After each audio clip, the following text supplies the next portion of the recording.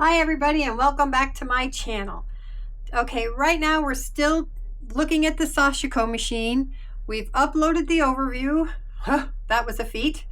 Anyway, this one is going to be about bobbins. How to wind the bobbin, how to put it on your machine, how to get it off your machine, and just look at that. It's very simple, so we can do this together. If you have a sewing machine, you've done this. So let's look at it. I'm going to tilt you down. We're going to look at the top of the machine. On the Sashiko machine, I'm going to put this out here so you know what we're looking at. Oh, that doesn't work. Let me move it out a little further. On the Sashiko machine, all your threading, can you see me? Let me tilt up so I can see what you see. Okay, you can see everything that I need you to see. All right, on the Sashiko machine, it's just like an ordinary machine in this area, right? We have our thread spool, we have our thread guides, we have our bobbin pin, and our shutoff valve. So when we do a bobbin, and I was going to thread this brown this time, and I had all this together till I had trouble uploading that post. Okay, I have a bobbin. So for this video, we need thread and we need a bobbin.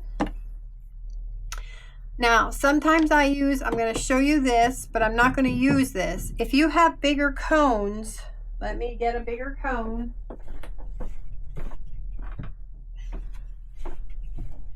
If you have bigger cones like I do, see the difference in the sizes? Let me find you here.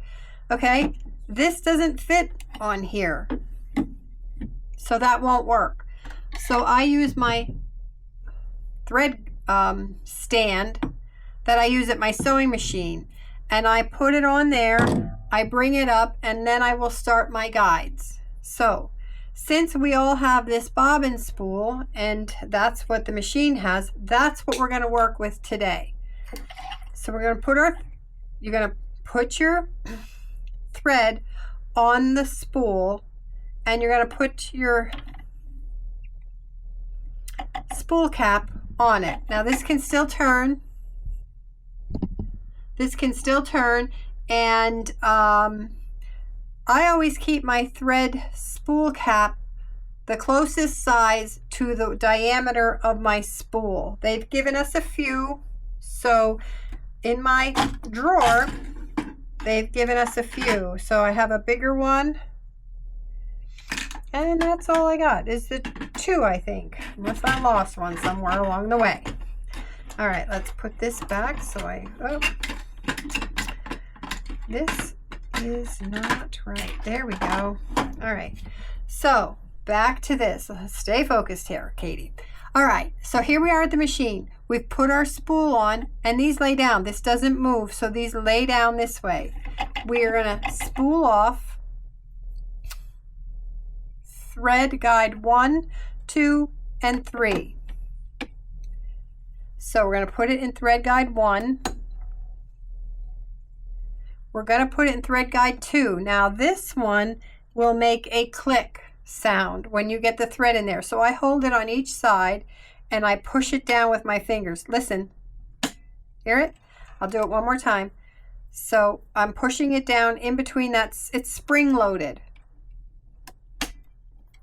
So now that's in there, and that really keeps the tension on my bobbin. For my bobbin. This is an open toe piece, so that just lays in there. This screw, let me see what you're seeing.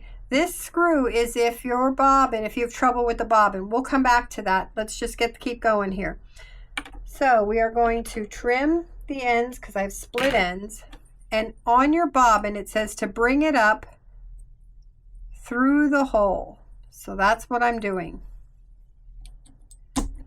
And I'm holding it quite a bit away. That's about how much I have pulled out. I will put my foot on the floor. I have to pick up my foot. My dogs, I don't want them to eat my wires. Okay, so just like any other bobbin that you're winding, you push this lever over and it collapses. When this gets full, that will push this away. That will push this away, and that will shut off the bobbin so it won't spill over. So I'm going to hold this up in the air and I'm going to push on my bobbin. And when I get some on there, I'm going to stop. And that was a tap. Your foot, okay, I'm going to clip that.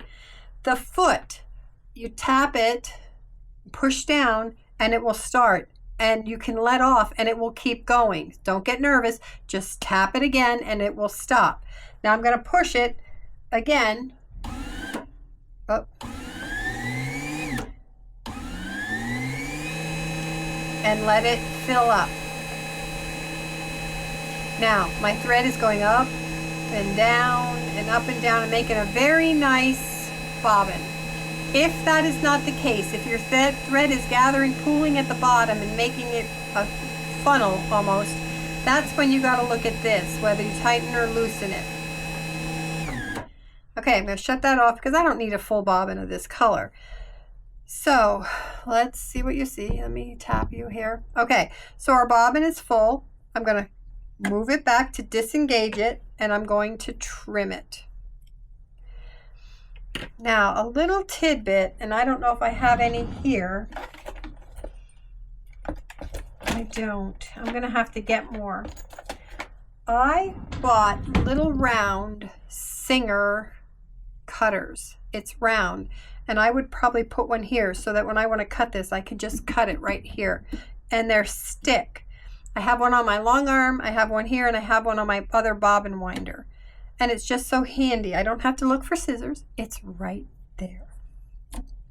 So that is how we wind a bobbin. So get out your machines, wind a bobbin, and then we'll go to the next step in a little bit. I don't want to make these too long because Facebook has, no, not Facebook, because YouTube takes me forever on my computer to upload. Why? I don't know, when I got to call my grandson. So that's winding a bobbin. You wind a bobbin and we'll meet back here. Remember, like, subscribe. That's the best way you can help my channel, and I appreciate it so much. I appreciate everyone. So jump right in, give it a whirl, dust off your machine, ladies. Let's get going. All right, talk to you soon. You guys have a great day.